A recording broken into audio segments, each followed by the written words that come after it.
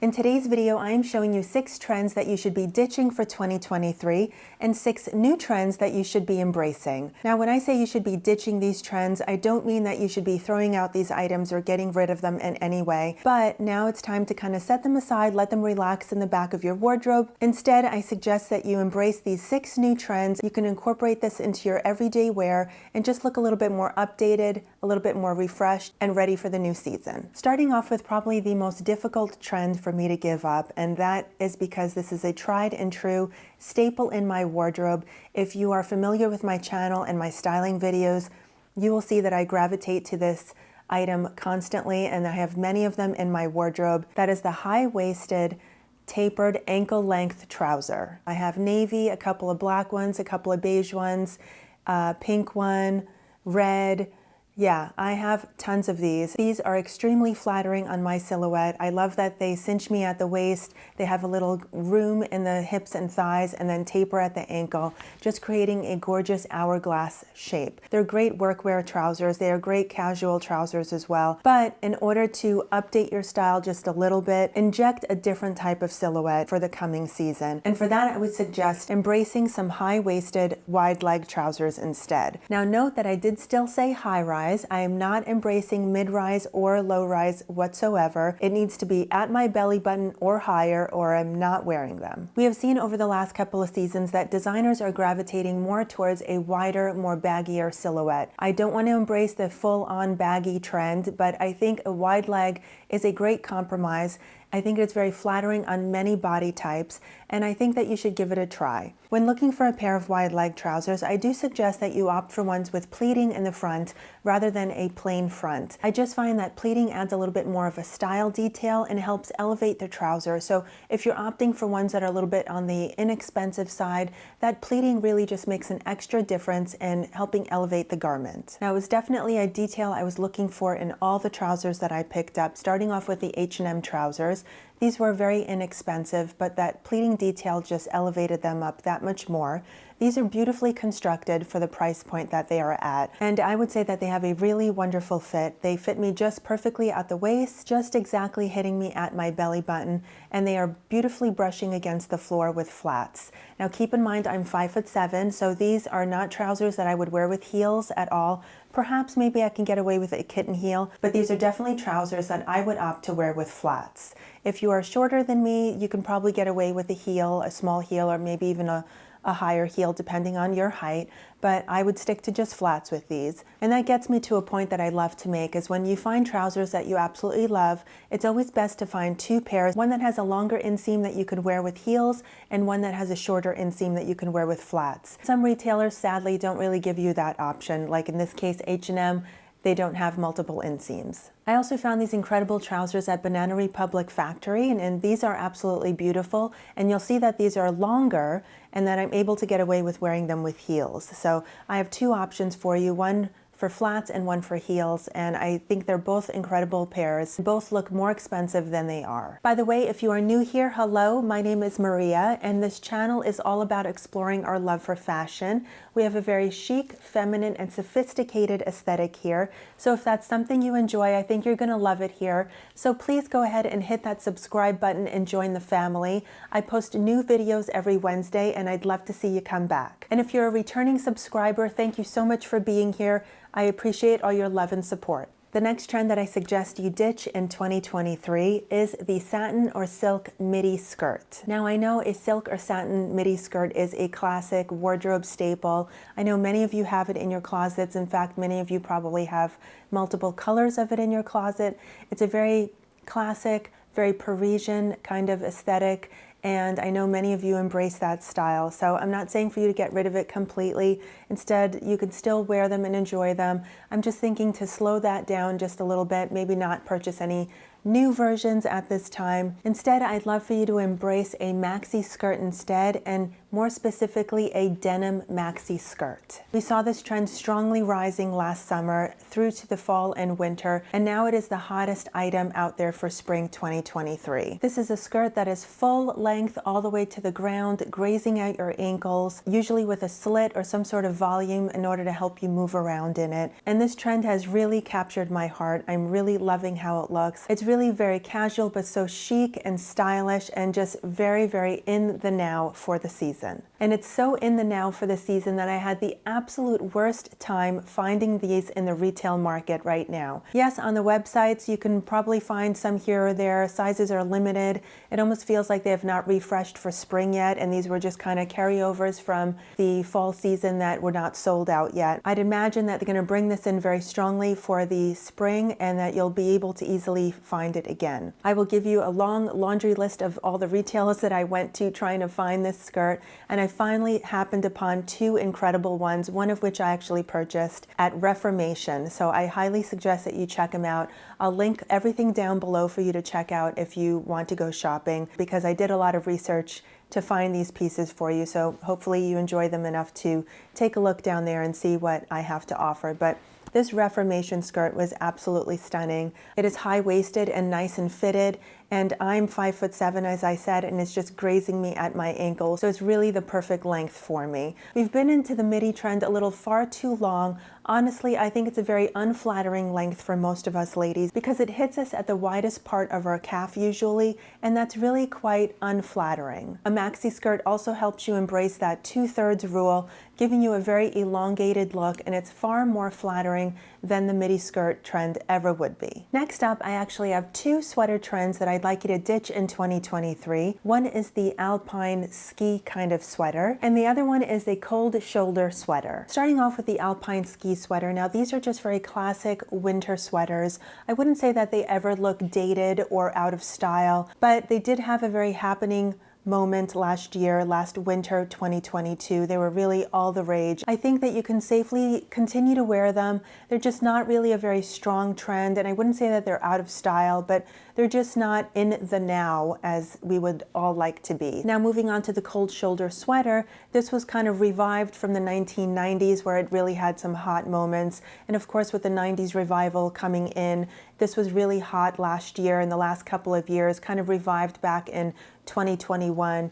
I think coming out of the pandemic, the designers were wanting to show a lot more skin on the runways. That's why cutouts came out back strongly with a vengeance, and the cold shoulder kind of came along with it. I don't think that this is a trend that should be really sticking around.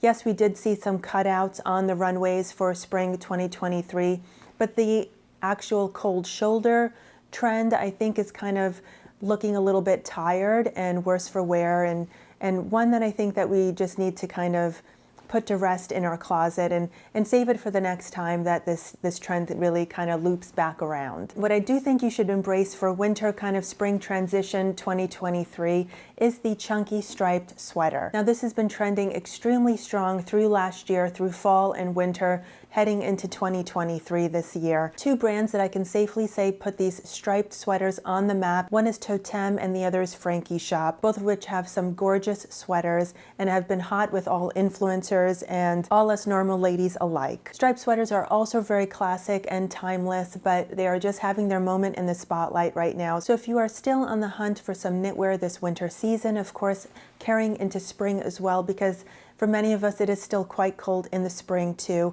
I would strongly suggest opting for a striped sweater instead of the cold shoulder or Alpine. The striped sweater I'm wearing is from Satin. I just purchased it last week, and if you missed that video, I'll link it down below because I have a little mini haul of Satin pieces that I'm loving and enjoying. And the wide leg denim trousers I'm wearing are brand new from Banana Republic factory as well.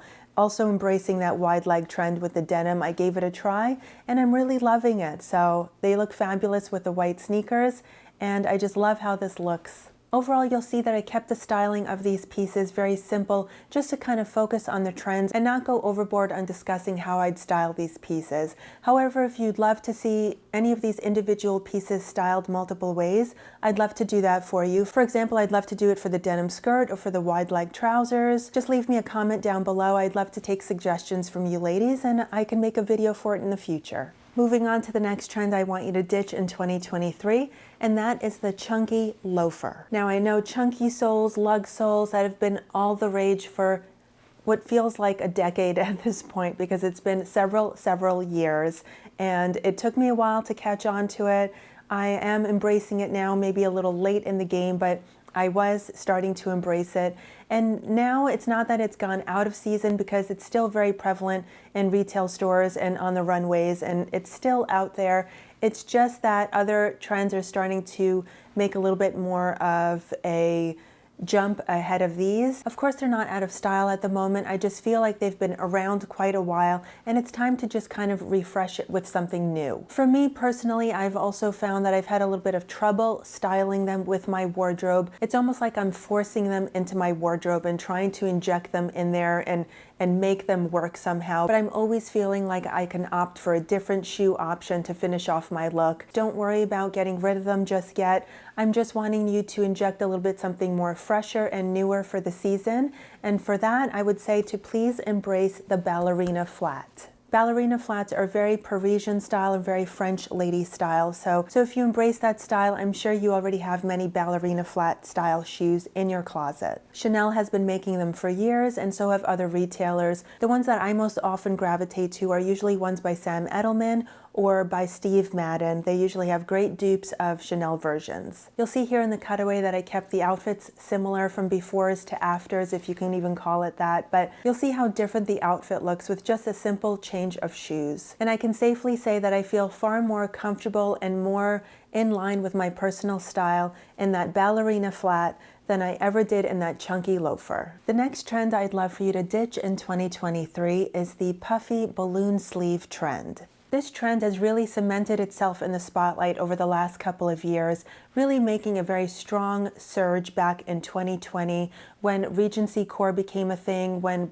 Netflix Bridgerton TV show came out and everybody just wanted to dress in corsets and poofy sleeves and lace and ruffles and pearls and just that whole Regency Core vibe. Well, I love it. I think it's beautiful. I think it's very feminine and romantic, but I find that designers now are kind of going more into a more streamlined, cleaner look and kind of getting away from a little bit more of those exaggerated styles of puffy sleeves and ornate detailing. Now, if you have a personal style that embraces this sort of aesthetic, this very Victorian, romantic, and very period styling, then I would say absolutely keep it in your wardrobe. It is a foundational core of the way you dress, and I would never tell you to get rid of it. But if you're someone that just loves to follow trends and you love how this looks on you, but you only really embraced it because it was in trend for the last couple of years, then I would safely say to set it aside in your wardrobe, and maybe when the next season of Bridgerton comes out, if one comes out,